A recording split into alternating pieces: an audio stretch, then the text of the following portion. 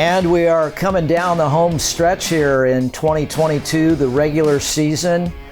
You've got 2 games remaining here in the Trinity. And your thoughts so far on season to date, Coach? You know, Kevin, it's crazy to think it is mid-October, and where did 8 games go? I think about that all the time, how fast things go by. It must be my age. But, you know, we control our own destiny now. You know, if we can win out with the number 1 seed and then take it from there. And I've always presented to the kids, there's the off season, there's summer, there's in season, and there's playoffs. We're building for the playoffs. But we have to focus again, get ready for the Eagles. And, you know, I was worried about homecoming, and that turned out to be handled quite well by the players, which I was very proud of because there were a lot of distractions. It was a lot of fun to be immersed into the modern day homecoming crowd, and it was great seeing, you know, first half you scored 5 touchdowns, so that was cool. Yeah. And then I started running out of fingers when I was doing the highlights on Sunday night. 11 sacks for your defense. Yeah, it turned out to be 13, and I don't mean to correct you on air here, but yeah, I mean, that's crazy. You know, we were going, well, what's the record? And I'm looking at them going, I don't know what the record is. I don't think we keep a record per game, but if we did, that broke the record. You know, we were all over it. We worked the stunts, we worked the blitzes, the penetration. We played very well up front. I challenged the big men, and they came through on both sides of the ball, and it was clean. You know, and you know, it's a good way to launch. You know, we have 8 weeks left in the season. That's if we can run the whole thing. And now I've got to prepare them for what this is going to be like. And yet, you still have to deal with it on a weekly basis. Perhaps the game of the year in Knoxville, Tennessee, and 3 former 3-stripers had a prominent role in the outcome of that game, which could have national championship implications. And I'll start the story with, you know, we had already finished our video and the kids were leaving or gone. And that's when I lock in for about the next 4 or 5 hours straight doing paperwork that accumulates during the week, blah, blah, blah. And I like to just not be distracted, but like an idiot, I turned on the Alabama game and I started watching it and you know, I should have gone home at 4:30. Well, I went home at about 7:30 because I ended up watching the whole game. You know, scoring contest. Now it's coming down. I knew Magic Man would come in. He leads Alabama down there. There's probably on ESPN one of the top highlights when he tornadoed out of there. Then he made another guy miss. Then throws a frozen rope for a first down. He put him in position, and probably inherently I was rooting for Alabama. I don't know why. I've had the honor of being with Coach Saban, and I respect him. Then they missed the field goal, and I go, ooh, there's some time on the clock. Now, I had watched Brew throughout the game. They did a lot of over-under on Brew. They did a lot of bump and run, a lot of double coverage. He didn't have that many balls, and I think he kind of disappeared, but he was taking 2 guys out of the defense because they accorded him that much respect. And all of a sudden, if you watch the play, it's a tremendous play. The quarterback keeps it alive, moves in the pocket, throws at the very last second, and I didn't think it was Brew in the sense that they had him covered so well. They had him covered well, and there's where your 6'3", 215 pound just muscled his way to the top, coming off a dig route, and bango, they're in field goal range. Now I'm laughing, sitting at my desk by myself, and I go, we got Chase McGrath. Yeah, here comes another Monarch. Wasn't the prettiest kick in the world, but it got across that bar. The Knoxville Knuckler is what they're calling it. And I just thought to myself, wow. I mean, it's incredible. We're going to visit with 2 very, very special 3-stripers. We're going to tease it right now. One of them is an outstanding a cappella singer, and the other one plays a very prominent role in the success of modern day. Great family history. We've got Kai Remigio and Jacob Sanders coming up on the other side when we come back on Coach's Corner. And we want to welcome you back to our players segment of Coach's Corner. Kevin Turner joined by two seniors, Kai Remigio. We're in number 15 and number 68, Jacob Sanders. And gentlemen, thanks for joining us here on the players segment of Coach's Corner. And congratulations on a great year so far. Thank you. Thank you for having us. Yes. Kai, let's start with you. Kind of a big week for you last week. We saw you prominently come out of the locker room, homecoming Prince, and then got some nice carries at the end. And I remember calling your name on the highlight reel, had a nice carry up the left side, and you're having a pretty good year. Yeah, this year has been very exciting for me, and especially for the seniors. It's been fun, just being able to be back in the bowl and then experience all of those, just all those good memories that you want to have, especially when it comes to, homecoming court and stuff like that. That was, fun to be at, and especially for my last game at the bowl, it was great to be involved with that. Yeah, no doubt. This is an unintentional discovery because we understand that you're one of the best voices in the locker room.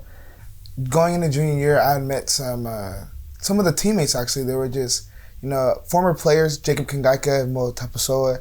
I would just sing with them all the time. And then, they have friends in choir. And so they were like, man, you just need to join. You just need to just sing for her. Just do something so where you can be in choir with us. And then I remember I went to go sing for her one lunch, and then she was just like, you need to be in choir. And then that day she went and talked to my counselors and basically set everything up to where I could be in Chambers, which is the highest choir.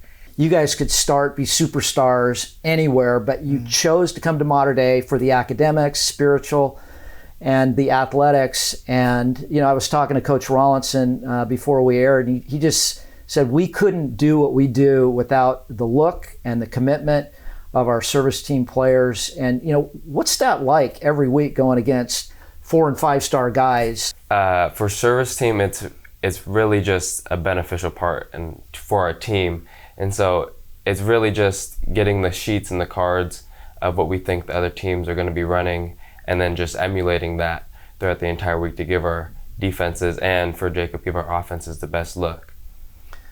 Jacob, what's it like, just grinding in the pit, every day and having those big boys leaning on you? So to be at Mater Dei, to be ranked nationally number 1, you're going to go against the best. And what I think is that I love service because it allows you to grow as a player, especially doing it my freshman year.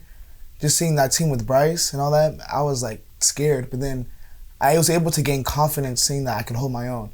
So it allows you to grow as a player, allows you to implement the techniques you learn in your individual periods, and ultimately allows you to get the other players better. So you get to see how when you work and then you get to go against them, when they run in a game, it's like, man, I allowed them to be able to be this successful. So it's just like a great experience. It's cool, and I've talked to, the frontline guys and asking them about you guys, and, there's just an incredible amount of respect that your teammates, these 4- and 5-stars, have your back and really commend you for your talent and for your effort. That's got to make you feel good as well. And why don't you, Kai, start with kind of where your aspirations are at? Why don't you share with some of the fans in terms of what you're thinking about in terms of next level? Next level, I'm really thinking about pursuing pre-med.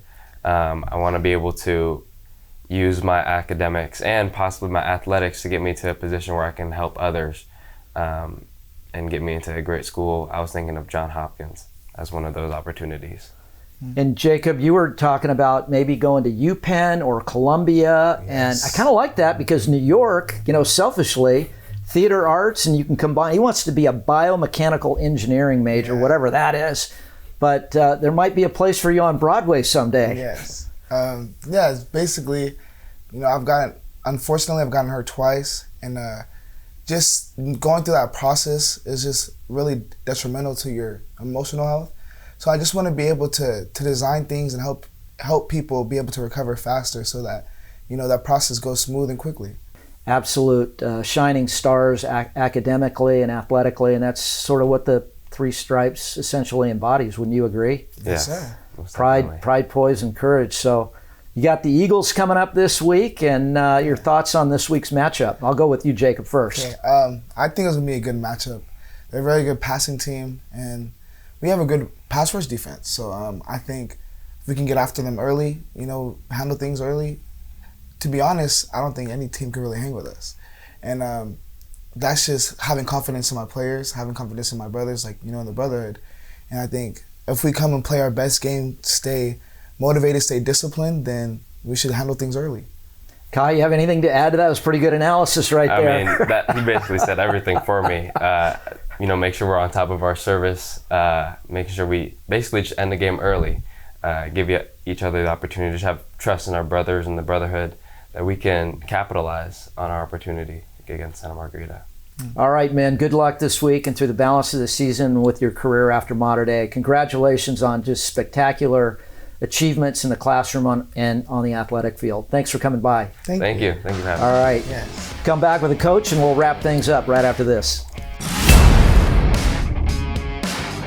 And we want to welcome you back to our final segment of Coach's Corner. Kevin Turner along with the coach Bruce Rollinson. And Coach, we can talk about the Heisman Trophy guys and the CIF Player of the Year, the Gatorade Player of the Year, but when you talk about a Jacob Sanders, bioengineering, getting offers to go to the Ivy League and the Kai Remigios of the world, those are the backbone players that really make the difference. Yeah, they're service players, and they do play, okay? But they're also getting offers to play football and to continue their academics. I mean, you got one, John Hopkins is all over Kai Remigio. Columbia and the Ivies are all over Jacob Sanders, but they're not going to be in the newspapers. They're not, but they have some stats. But the point being is, I can count on those guys, and there's a core nucleus of those guys. John Hopkins, my longtime assistant coach, he runs the service offense, and he treats it just like our starting offense. Eric Rosigno runs our service defense, and he treats it like our starting defense. I mean, if they don't run out on the field, if they're not ready to go, if they make a mistake, I'm in their dish too, because it's a wasted rep, which means it's a wasted time, and we got to do it over, and everything starts to go south. They were huge last night, and I complimented them after practice. I said the reason this practice was as good as it was because the service teams elevated us. Thank you. Well, you got to be proud of these young men. I am. All right, just real quick, thoughts on this weekend's game against Santa Margarita. Jacob said it. They throw the ball 80% of the time. We got to get pressure. We got to keep them off balance. We got to play coverage, and we've got to stop the pass game. Offensively, we got to continue to do what we're doing, dominate up front, mix the run and pass, and protect Elijah, and just knock on wood that we stay healthy. And this team is coming of age, Kevin. That's how I'll end it. I'm watching them grow. I'm watching them mature, and the best is yet to come.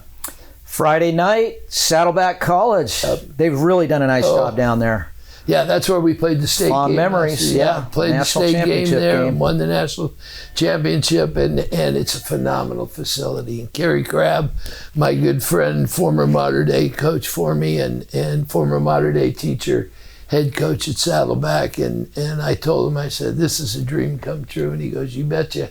I'm going to appeal to the Coastline Community College Foundation. The press box at Saddleback College needs to be named in honor of our former friend, partner, and my broadcast colleague, Bill Cunard. It would be great to have his name on that press box. I agree. No finer individual who gave everything to the community, coached some great ones, two-sport coach. I mean, Billy Cunard was the best. Absolutely the best. Coach, take us out.